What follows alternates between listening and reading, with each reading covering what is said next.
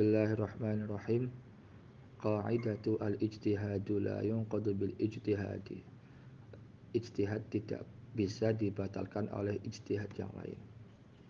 Maksudnya adalah bahwa ketika ada suatu ijtihad pada satu perkara, maka ijtihad ini tidak bisa dibatalkan oleh seorang yang sama atau orang yang lain. Contoh misalnya ketika seorang hakim berijtihad pada suatu masalah, kemudian ijtihadnya berubah tentang masalah yang sama, maka ijtihad yang kedua ini tidak bisa membatalkan ijtihad yang pertama, meskipun ijtihad yang kedua itu lebih kuat. Nah, maksudnya ketika seorang mujtahid pada suatu masalah berijtihad untuk memutuskan suatu hukum, kemudian dia berfatwa atau memberi putusan, kemudian di suatu masa ada kejadian lain yang serupa, kemudian ijtihadnya berubah, yang kemudian hukumnya juga berubah, maka dia tidak bisa atau tidak boleh membatalkan fatwa yang sudah pernah terjadi atau putusan yang sudah terdahulu. Kalau bisa, maka dia akan kalau itu terjadi, maka dia akan membatalkan apa yang dia lakukan pada fatwa-fatwa dan hukum-hukum ijtihad yang terdahulu. Karena selagi ijtihad itu berubah, maka tidak pernah ada ijtihad yang benar, karena ijtihadnya berubah terus. Sebagai contoh misalnya dalam kasus yang kita alami sehari-hari, misalnya ketika ada seseorang berijtihad dalam artian berupaya mencari antara dua hal. Contohnya seseorang berijtihad tentang dua wadah yang berisi air, yang dua-duanya itu hanya tersisa yang dia miliki untuk wudhu. Nah, kemudian dia berijtihad pada salah satunya. Dia berijtihad bahwa salah satunya itu adalah air yang suci dan meninggalkan yang lainnya. Kemudian setelah dia wudhu, beberapa saat dia berubah ijtihadnya, berubah dzonnya, dugaannya. Nah, maka ketika dia berubah, maka tidak boleh, misalnya tidak boleh menggunakan wadah yang lain, tapi harus tayamum. Kenapa? Kalau dia menganulir ijtihadnya yang pertama, yang dia sudah gunakan air wudhunya, airnya untuk berwudhu, kemudian menyalahkan yang tadi, kemudian menggunakan yang baru, artinya menganggap salah satunya tidak suci, dan itu tidak dibenarkan. Begitu juga misalnya ada orang ingin sholat, kemudian dia berijtihad tentang kiblat. Ketika seseorang berijtihad tentang kiblat yang dia lakukan yang dia hadapi ketika sholat, yang pertama dia kiblatnya A, kemudian ijtihad yang kedua kiblatnya B, maka tidak ada qadha sama sekali. Bahkan ketika seseorang sholat 4 rakaat untuk 4 arah dengan ijtihad yang dia lakukan, maka tidak ada qadha sama sekali. Dalil dari kaidah al-ijtihad la yanqadu bil ijtihad adalah ijma' sahabat, sebagaimana dinukilkan oleh Ibnu Shabbal bahwa Abu Bakar itu pernah menghukumi atau berhukum pada beberapa masalah yang beliau berselisih dengan Umar bin Khattab, dan hukum itu tidak saling membatalkan. Artinya Abu Bakar tidak membatalkan apa yang diputuskan oleh Umar, begitupun sebaliknya. Misalnya Umar menghukumi musyarakah bi'adamil musyarakah, kemudian Abu Bakar menghukumnya dengan musyarakah. Nah, itu kan artinya ada sesuatu yang berbeda. Bahkan tidak hanya satu ini saja, bahwa Abu Bakar juga pernah berbeda dalam hal lain dengan Umar, tentang misalnya orang yang memberikan zakat. Abu Bakar berfatwa untuk memeranginya, sedangkan Umar tidak ingin memeranginya. Nah, artinya bahwa ijtihad yang dilakukan oleh salah satunya ini tidak bisa membatalkan yang lain. Bahkan kalau dalam konteks di masa selanjutnya, ijtihad yang dilakukan oleh mujtahid sekarang itu tidak bisa dibatalkan oleh ijtihad yang dilakukan oleh mujtahid di masa mendatang. Bahkan misalnya ketika dalam kasus ekonomi syariah, bahwa suatu putusan ekonomi syariah diputuskan berdasarkan misalnya mazhab Hanafi. Nah, ketika ada ijtihad lagi ternyata kemudian diputuskan dengan mazhab Syafi'i, nah keputusan yang berdasarkan mazhab Syafi'i ini tidak bisa membatalkan keputusan yang berdasarkan mazhab Hanafi, katakanlah meskipun yang kedua lebih kuat. Nah, dalam kasus di pengadilan misalnya bahwa pembatalan putusan seorang hakim tidak dapat dilakukan oleh hakim lainnya pada peradilan yang setara kedudukannya. Artinya, putusan hakim hanya bisa dibatalkan oleh putusan pengadilan yang lebih tinggi kedudukannya. Artinya, ketika seseorang mengajukan banding terhadap sebuah putusan tidak bisa dilakukan di pengadilan yang sama, harus pengadilan yang lebih tinggi.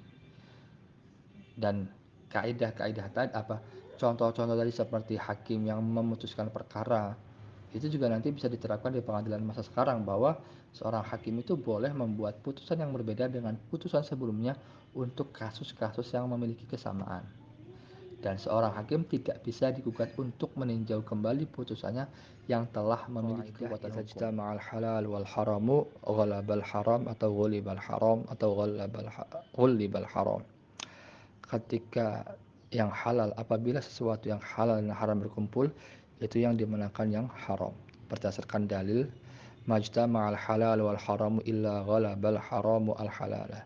Tidaklah sesuatu yang halal dan haram berkumpul kecuali yang haram mengalahkan yang halal.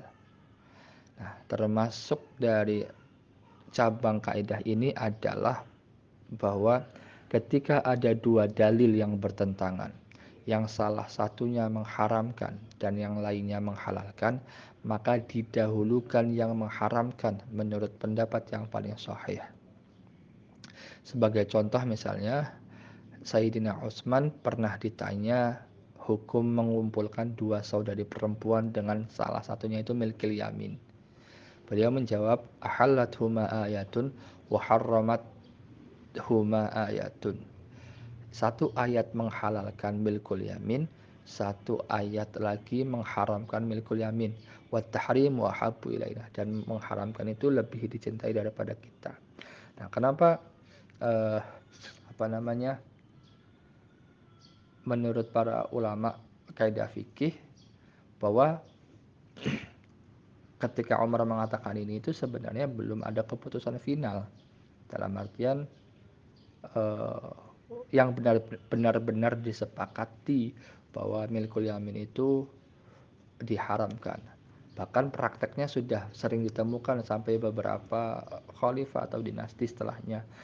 Yang kemudian ternyata kenapa itu berbeda antara kenapa ada perbedaan yang satu menghalalkan yang satu mengharamkan, karena antara dua ayat milkul yamin di dalam Al-Quran ini tidak diketahui dengan pasti mana ayat yang lebih dulu, mana ayat yang lebih belakangan. Artinya yang tidak bisa menggunakan teori nasikh mansukh, yang jika dalam teori nasikh mansukh ayat yang belakangan itu bisa merevisi ayat yang datang lebih dulu.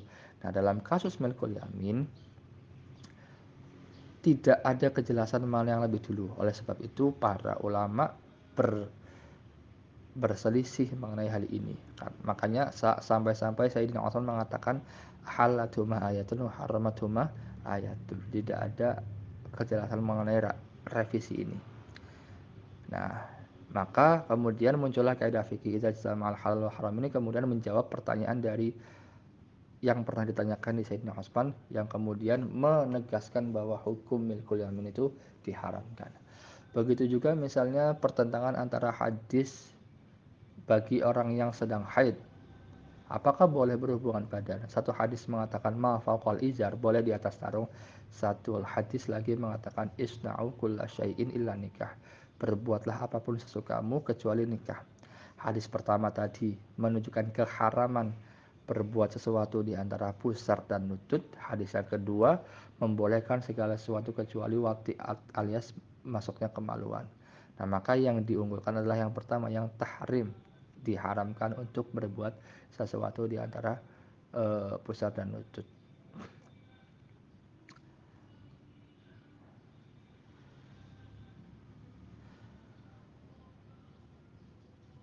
Nah, para imam mengatakan bahwa kenapa yang diharamkan itu lebih utama, lebih dicintai, lebih disenangi. Kenapa? Karena dalam meninggalkan sesuatu yang diharamkan itu terdapat meninggalkan perkara yang mubah dalam rangka menjauhi sesuatu yang diharamkan. Memang itu boleh, tapi karena diharamkan menjauhkan dari sesuatu yang diharamkan, dan ini lebih utama daripada sebaliknya, yaitu membolehkan sesuatu atau membolehkan suatu hukum tersebut. Jadi kenapa misalnya bahwa idza jama'al halal wal haram ini yang dimanakannya haram tadi, karena menjauhkan diri dari sesuatu yang diharamkan. Contoh lagi misalnya bahwa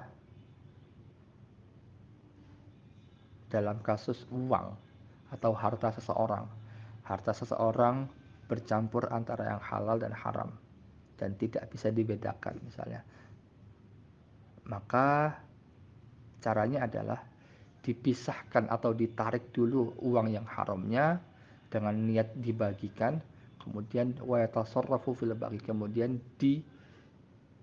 digunakan yang sisanya.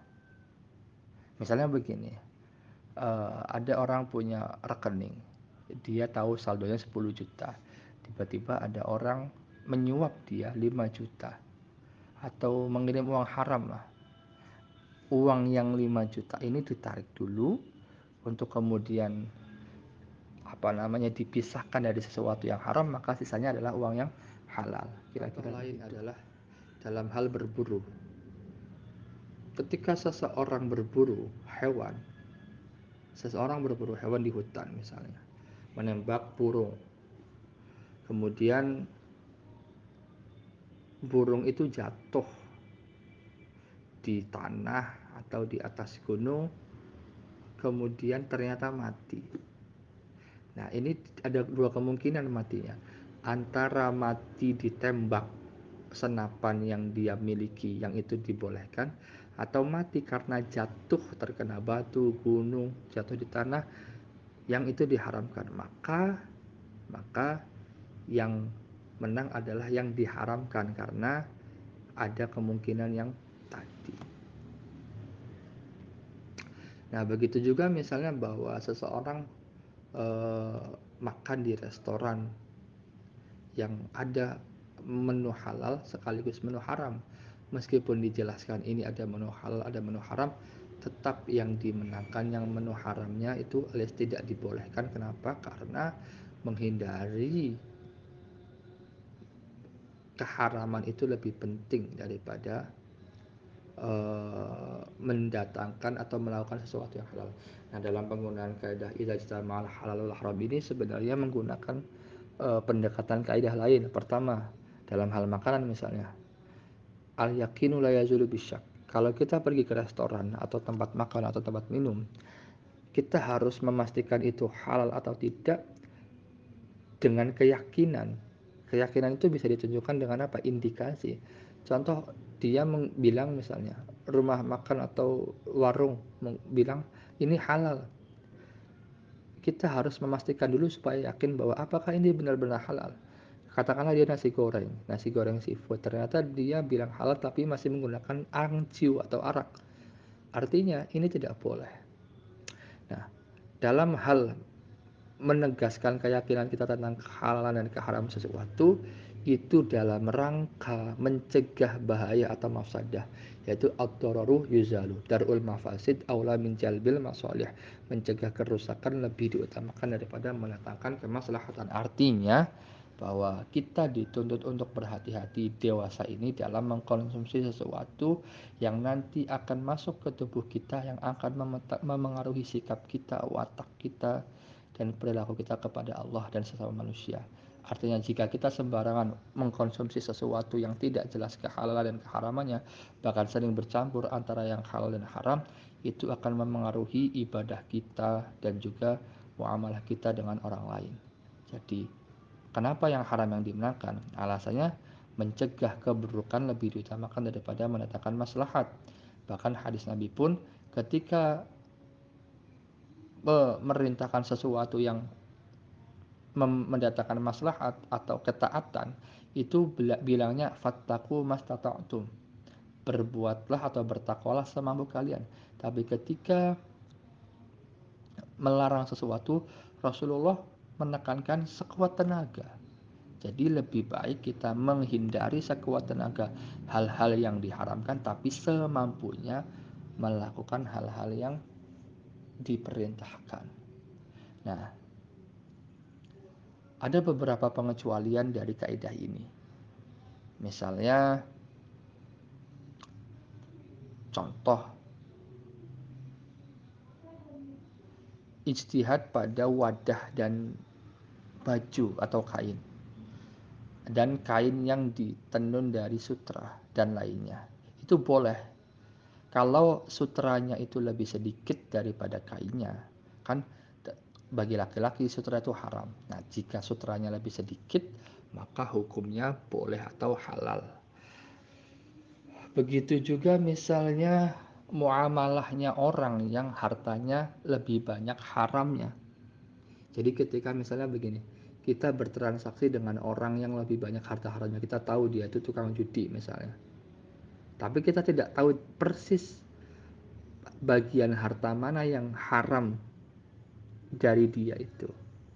Nah, maka tidak masalah, tidak masalah misalnya kita bertransaksi dengan dia, tapi menurut pendapat ulama itu dimakruhkan. Misalnya begini, ada sebuah minimarket, kita kan lazim sekarang minimarket itu menjual minuman yang halal dan juga ada birnya. Bolehkah kita bertransaksi di situ? Boleh, tidak haram, tapi itu makruh karena kita tidak tahu persis misalnya uang yang digunakan kembalian untuk kita itu misalnya apakah itu uang hasil dari jualan miras atau yang lain, kita kan tidak tahu. Misalnya banyak juga kafe, restoran yang memang tidak ada babi, tidak ada anjing, tapi dia jual khamr. Nah, itu bagaimana? Diusahakan dihindari meskipun tidak haram karena makruh. Contoh lagi misalnya ketika seekor kambing itu eh, digembalakan oleh seseorang atau makan rumput yang haram. Jadi makan rumput yang bukan miliknya itu tidak haram, susunya tidak haram dagingnya. Tapi meninggalkan kambing yang sembarangan memakan rumput orang tanpa izin misalnya, itu lebih diutamakan karena itu menunjukkan sifat wira'i kita. Dalam artian ya meskipun secara zahir itu boleh, tapi lebih baik tidak. Termasuk dalam kaidah idza ijtama'al halal wal haramu adalah tafriqus shafqah. Tafriqus shafqah itu apa? Ketika dalam suatu transaksi terdapat dua akad, yang satu haram, yang satu halal. Itu namanya tafriqus shafqah. Jadi kamu misalnya eh, beli di tukang jamu. Kamu beli jamu sekaligus beli anggur merah. Itu namanya tafriqus shafqah. Satunya halal, satunya haram. Nah, ada dua pendapat dalam hal ini. Pendapat yang pertama yang paling sahih itu halal. Pendapat yang kedua transaksinya batal semuanya. Nah kemudian uh, ulama ada yang menegaskan yang dipegang adalah yang batal tadi. Ya tadi ada orang menjual khamr sekaligus minuman yang lain, kambing dengan babi dan seterusnya. Itu kan ada dua hal yang diharamkan tapi dalam satu transaksi itu berkumpul antara yang halal dan haram.